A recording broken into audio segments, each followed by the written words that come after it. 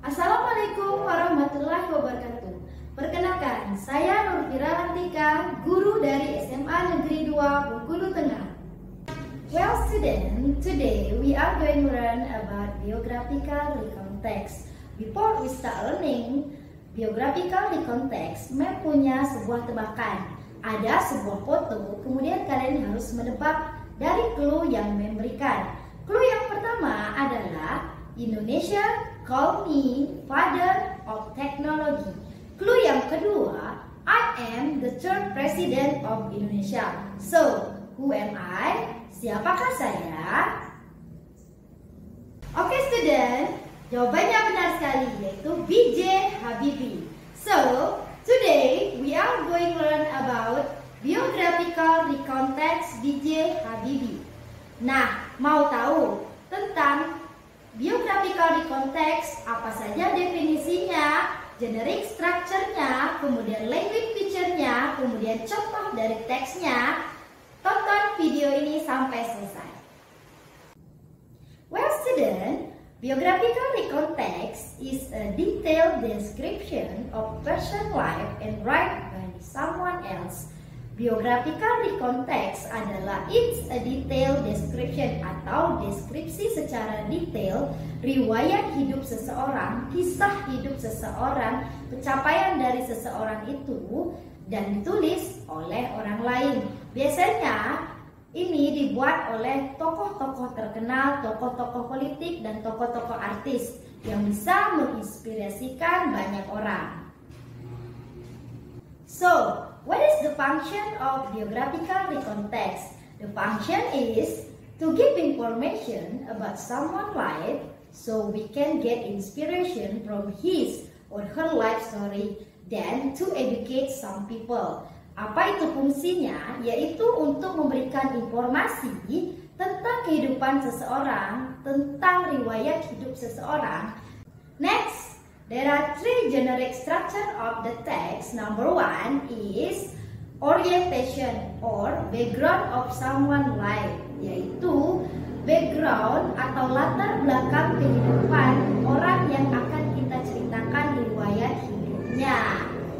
And the second is series of event, yaitu rentetan kejadian, kisah atau pencapaian penting dari tokoh yang akan kita ceritakan. And the last, reorientation atau kesimpulan. Well student, nah ini adalah salah satu contoh biographical recontext, yaitu B.J. Habibie. There are 5 paragraph tentang biographical recontext. The first paragraph kita warnai dengan warna hijau, yaitu kita sebut dengan orientation. Kenapa kita sebut dengan orientation? Karena di sini adalah mengenalkan latar belakang tokoh yang akan diceritakan dalam riwayat hidup. Kemudian paragraf kedua, ketiga, dan keempat we call this series of event. Kenapa? Karena di paragraf inilah menceritakan rentetan kejadian, kisah, pencapaian penting dari tokoh terkenal tersebut atau tokoh B.J. Habibie, diwarnai dengan warna biru. Kemudian the last paragraph atau paragraf kelima kita sebut dengan reorientation atau kesimpulan. Kenapa? Oke, next yaitu language feature-nya atau unsur kebahasaan dari biographical recontext.